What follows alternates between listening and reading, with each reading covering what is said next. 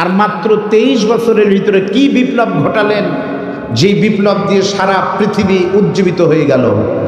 যখন সন্ত্রাস চাঁদাবাদের অত্যাচারে মানুষ বের হতে পারত না, মক্কার নিয়ম ছিল জোরদার মুল্লুকতার, পালকিজার, বৌতার। এমন একটি কঠিন অবস্থায় নবী আসলেন, কোরআন নিয়ে শান্তি ফিরে আসলো। ধরে বলেন ঠিক না বেঠিক? আজকে নবীর জীবনে শুনে কলন আপনায় আল্লাহর কসম, আমরা যদি কোরআনকে জায়গা মতো দিতে পারি, বিশ্বাস করেন এই কোরআন দিয়ে নবী যেমন শান্তির সমাজ গড়েছিলেন, আমাদেরকেও যদি আল্লাহ পাক সুযোগ দান করে, আমরাও বাংলাদেশকেও আর এক টুকরা মদিনা করতে পারবো। এতদিন হায় হতাশ করেছি। আমরা বিশ্বাস করি যদি আমরা কোরআনের কাছে আসি, আবু সালে নয়ন ভাইদের আর পায়খানায় ঘুমাতে হবে না। কোরআন ক্ষমতায় গেলে তারা বাড়িতেই ঘুমাবে, রাষ্ট্র সেই গ্যারান্টি দিচ্ছে। ধরে বলেন কথা ঠিক না বেঠিক? যতদিন পর্যন্ত মানুষের তৈরি করা মতবাদ ছাপ না হবে, বিশ্বাস করেন ততদিন আপনাদের কষ্ট যাবে কোনোদিনও না। তার বাস্তব প্রমাণ দেখেন। আজকে বাংলাদেশের একটি টাটকা খবর আপনারা দেখেছেন, সিরাতের ওয়াজ এখানে করতে কেন হবে? প্রত্যেকটি মানুষ নবীর জীবনে আপনাদের জানার কথা ছিল, কেন জানেননি? অথচ আপনারা প্রাইমারিতে পড়েছেন, হাই স্কুলে পড়েছেন, বিশ্ববিদ্যালয়ে পড়েছেন, নবীর জীবনী জানেন না। এর পিছনে আপনি দায়ী না, এর পিছনে রাষ্ট্র দায়ী। ধরে বলেন কথা ঠিক না বেঠিক? আজকে রাষ্ট্র দায়ী। দুঃখজনক হলে সরকার, সত্য এই সরকার, এই তত্ত্বাবধায়ক সরকার ক্ষমতায় আসলো, আমরা আশা করেছিলাম আমাদের অনেক আশা আকাঙ্ক্ষার অনেক বাস্তবায়ন হবে। নতুন করে বাংলাদেশে এই কয়েকদিনের ভিতরে নিয়োগ হবে 65,000 শিক্ষক প্রাইমারিতে। 65,000। আপনাদের গ্রামেও হয়তো আসবে। 65,000 প্রতিষ্ঠানে প্রাইমারিতে নতুন শিক্ষক নিয়োগ দিচ্ছে, যেই শিক্ষকেরা বাচ্চাদেরকে প্রাইমারিতে নাচ আর গান শেখাবে। 65,000 শিক্ষক গান শেখানোর জন্য ডক্টর ইউনূস স্যার নিয়োগ দিচ্ছেন, কিন্তু 65,000 স্কুলে শিক্ষক, স্কুলে আমাদের প্রাইমারিতে গান শেখানোর দরকার নাই। আজকে আমাদের আন্দোলন, সবাই কথা বলতেছে, প্রত্যেকটি প্রতিষ্ঠানে যদি একজন করে ধর্মীয় শিক্ষক নিয়োগ দেওয়া হতো, বাংলাদেশের মানুষ আপনাকে স্মরণীয় করে রাখতো। ধরে বলেন কথা ঠিক না বেঠিক? এই দাবির সাথে আপনারা একমত কিনা ধরে বলেন? আমি এই গত রমজানে মালয়েশিয়া গিয়েছিলাম 7 দিনের সফরে, আলহামদুলিল্লাহ। ডক্টর মিজানুর রহমান আজহারি ভাইয়ের সাথে ওখানে প্রোগ্রাম হলো, আমি মুফতি আমির হামজা। ওখানে গিয়ে দেখলাম প্রত্যেকটি বাচ্চাকে মাদ্রাসায় না স্কুলে কোরআন শেখা বাধ্যতামূলক। মালয়েশিয়ার সকলে নামাজ পড়াতে পারে, মালয়েশিয়ার সমস্ত নাগরিক নামাজ পড়াতে পারে, সব জানে, কারণ প্রাইমারিতে তাদেরকে কোরআন শিক্ষা দেওয়া হয়। আমি দেখেছি বাচ্চারা গাড়িতে উঠলে দোয়া পড়ে, খাবার গেলে বিসমিল্লাহ বলে, ওরা ডান দিকে চলে। ওরা এত ভালো হওয়ার পিছনে প্রাইমারিতে কোরআন শিখে। আর আমার বাংলাদেশে কার কথা মতো আপনি 65,000 গানের নায়িকার নৃত্য ম্যাডামদের নিয়োগ দিবেন? অবিলম্বে সেটা বাতিল করে কোরআন শিক্ষা নেন। কারণ প্রাইমারিতে সরকার যে টাকা দেবে, এই টাকা ডক্টর ইউনূসের বাবার টাকা নয়, এই টাকা আমাদের আলু, পটল, মূলা বিক্রি করা ট্যাক্সের টাকা। অবিলম্বে এরা প্রজ্ঞাপন বাতিল করে কোরআনের শিক্ষক নিয়োগ যদি না দেয়, প্রয়োজনে আরেকটা জুলাই আবার হবে। জোরে বলেন কথা ঠিক না বেঠিক? প্রিয় ভাইয়েরা, বুঝবেন ভালো করে।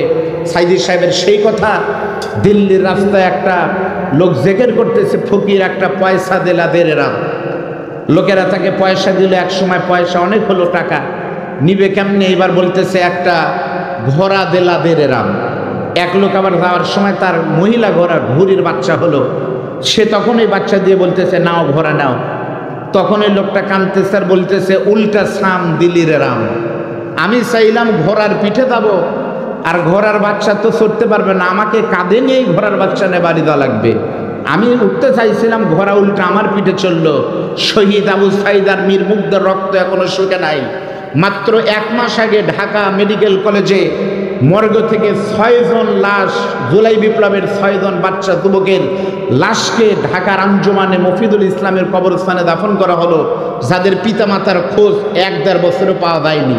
যখন আমাদের ভাইদের রক্তের দাগ মিশে নাই, যখন আমাদের ভাইদের পিতামাতার লাশের পরিচয় খুঁজে পাচ্ছে না, ওই শহীদের রক্তের উপর দাঁড়িয়ে নতুন করে কোনো আবার স্বৈরাচার ফ্যাসিবাদের জন্ম হবে, এটা অন্য কেউ মানতে পারে। বাংলাদেশের 15-18 কোটি জনগণ সেই সুযোগ আমরা আর দেব না। কথা খুব ক্লিয়ার, ধরে বলেন কথা ঠিক না বেঠিক? এই দাবির সঙ্গে আপনারা সকলে এক আছেন তো? কারা কারা এক নাই তারা হাত তোলেন।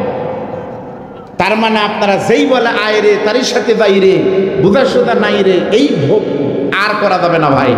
এখন থেকে সতর্ক হওয়া লাগবে। কারা রাজি আছেন তারা হাত তোলেন তো। লিল্লাহে তাকবীর, লিল্লাহে তাকবীর, নারে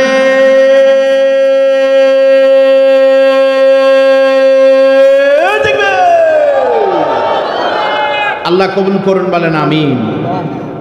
আল্লাহ রাব্বুল আলামিন বলেন রব্বানা ওয়াবআস ফীহিম রাসূলাম মিনহুম ইয়াতলু আলাইহিম আয়াতিকা ওয়া ইউআল্লিমুহুমুল কিতাবা ওয়াল হিকমাতা ওয়া ইউযাক্কিহিম ইন্নাকা আনতাল আজিজুল হাকীম। আমি আয়াতটা পড়লাম, এটা আমাদের বাপের দোয়া। বলেন কার দোয়া? এবার বলেন তো আমাদের বাবার নাম কি? জোরে বলেন। ওস্তাদ বলেছে আমাদের বাপ একটা, মুসলমানদের পিতা, মুসলমানদের জাতির পিতা হলো ইব্রাহিম। মা বেশি হতে পারে আপত্তি নাই, কিন্তু বাবা বেশি হওয়ার লক্ষণ খুব একটা ভালো না।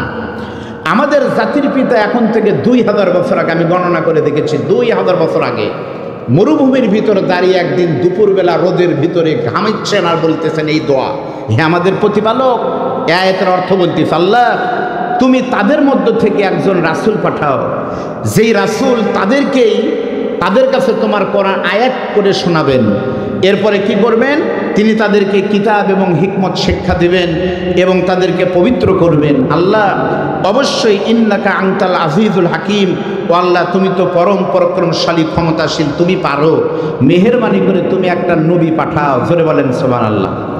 আমার বন্ধুগণ, মুসলমানদের জাতির পিতা ইব্রাহিম আলাইহিস সালাম মরুভূমির ভিতরে দাঁড়িয়ে দোয়া করলেন।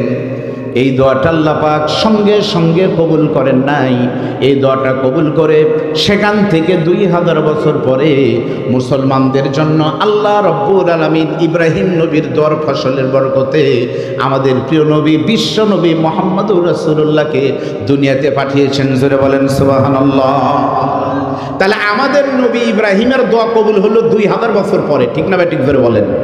তাহলে 2000 বছর পরে যদি নবীদের দোয়া কবুল হয়, আপনি তাহাজ্জুদ নামাজ আগের দিন পরে পরের দিন গিয়ে বুজুর্গ ধামা মাদ্রাসা বলতেছেন হুজুর তাহাজ্জুদ করলে নাকি মেলা কিছু হয়। আমি কালকে এত নামাজ পড়লাম, 12 ঘন্টা চলে গেল, তা আমার কিছুই হয়নি। জোরে বলেন কথা ঠিক না ঠিক? দোয়া কবুল হয় মনে রাখবেন, everything is prewritten but by supplication is rewritten. ইংরেজিতে একটি কথা আছে, সেন্সিটিভ দোয়া, সেন্সিয়ার দোয়া, মানে কি বলে, একটা গুরুত্বপূর্ণ দোয়া হলো এমন ভয়ঙ্কর অ্যাজ লাইক এ মিসাইল, মিসাইলের গুলির মতো ভয়ঙ্কর। ইব্রাহিম নবীর দোয়া 2000 বছর পরে কবুল হলো। আমাদের বাংলাদেশের দোয়া যে কবুল হয় তার বাস্তব প্রমাণ আমরা দেখেছি। ধরে বলেন কথা ঠিক না ঠিক? এই বাংলাদেশের দোয়া কবুল হওয়ার বাস্তব নমুনা হলো 5 তারিখে সকালবেলা 11টার সময় কি আপনারা বুঝেছিলেন হাসিনা পালাচ্ছে? জোরে বলেন।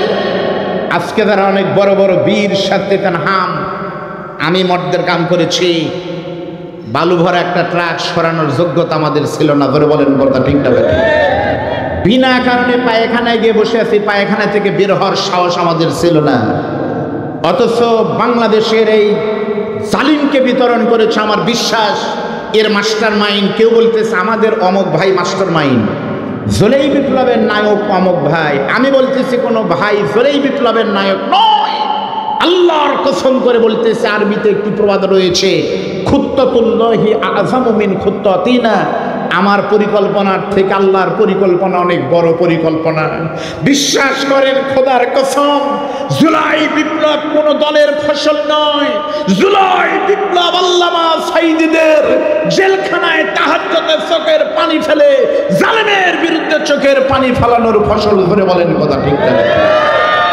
তাহলে দোয়া কবুল হয় কি হয় না? ধরে বলেন। আমাদের পিতা ইব্রাহিম দোয়া করলেন, দোয়া কবুল হলো 2000 বছর পরে। জোরে বলেন কয় হাজার বছর পর? কিভাবে হলো আপনারা একটু খেয়াল করেন। 570 খ্রিস্টাব্দে আমাদের নবীর জন্ম হয়। কথা ঠিক না ঠিক? আমাদের নবী আপনারা জানেন আব্দুল্লাহ আর মা আমিনার ঘর আলোকিত করে আসলো। মনে রাখবেন পৃথিবীর প্রত্যেকটা নবীকে বলা হয় বনি ইসরাইল। কি বলা হয় ভাই? কেন? ইব্রাহিম নবীর 2 জন সন্তান, একটা হলো ইসাক আলাইহিস সালাম আর একটা হলো ইসমাইল আলাইহিস সালাম। প্রত্যেকটা নবী এসেছেন ইসাক নবীর বংশে। এজন্য বলা হয় বানু ইসরাইল। সবাই মনে করতেছিল যে শেষ জামানার নবী যেটা আসবে সেটা মনে হয় বনি ইসরাইলের ইসাক নবীর বংশ থেকে আসবে, কিন্তু আল্লাহ তাআলা তাদের ধারণাকে মিথ্যা প্রমাণিত করে আমাদের নবীকে নিয়ে আসলেন দুনিয়াতে ইসমাইল নবীর এলাকা থেকে, তার রক্তের ভিতর থেকে। এজন্য প্রত্যেকটি নবীকে বলা হয় বনি ইসরাইল, আর আমাদের নবীকে বলা হয় বনু ইসমাইল। জোরে বলেন আল্লাহু আকবার। আমি আপনাদের তেমন কোনো আলোচনা করব না, এই দিক তাকান, একটু এক্সেপশন আলোচনা করতে চাই। আপনার কি মন খারাপ করতেছেন? এই দিক তাকান। আজকের রাতকে বলা হয় ঈদে মিলাদুন নবী, 12ই রবিউল আউয়াল। আপনারা জানেন না? আচ্ছা, আপনারা একটু বলেন তো ভাই, ঈদ শব্দের অর্থ কি? এ বাবা, ঈদ শব্দের অর্থ কি? খুশি, আনন্দ। আরবি গ্রামার আমরা পড়েছি, ঈদ শব্দের আরেকটা অর্থ হলো যেটা ঘুরে ঘুরে আসে তাকে বলা হয় ঈদ, ফিরে আসা। ঈদ মানে আরেকটা অর্থ ফিরে আসা।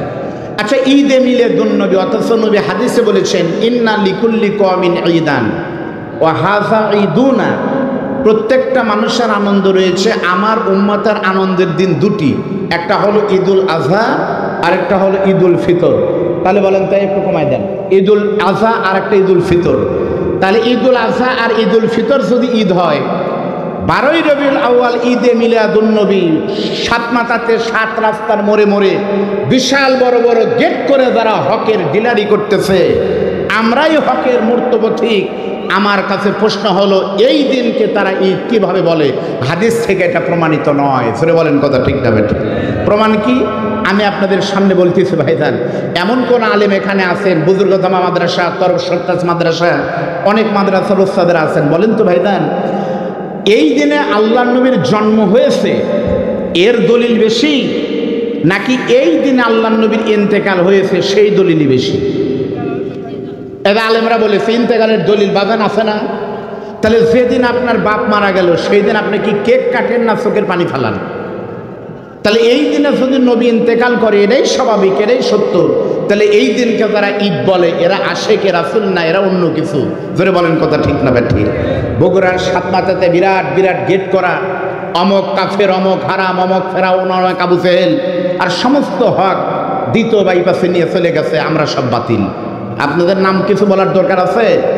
আমার কাছে প্রশ্ন, আপনাদের উদাহরণ দিলে বুঝবেন। তাদের উদ্দেশ্যে বলতে চাই, বন্ধু, এত বড় নায়ক আপনারা, এত কিছু নবীর পক্ষের শক্তি, আলেমদেরকে যখন জেলখানা নির্মম নির্যাতন করা হলো, নবীর পক্ষে কথা বলতে গিয়ে তারা রক্ত দিল, কাদিয়ানীদের কাফের ঘোষণার দাবিতে বগুড়ার রাজপথ যখন রক্তাক্ত হলো, ওই সকল পীর সাহেবের খানকা থেকে পীরেরা বের হয় না, এরা বের হয় বছরে 2 দিন, ঈদে মিলাদুন নবীর রাতে আর মুহররমের রাতে। জোরে বলেন কথা ঠিক না ঠিক?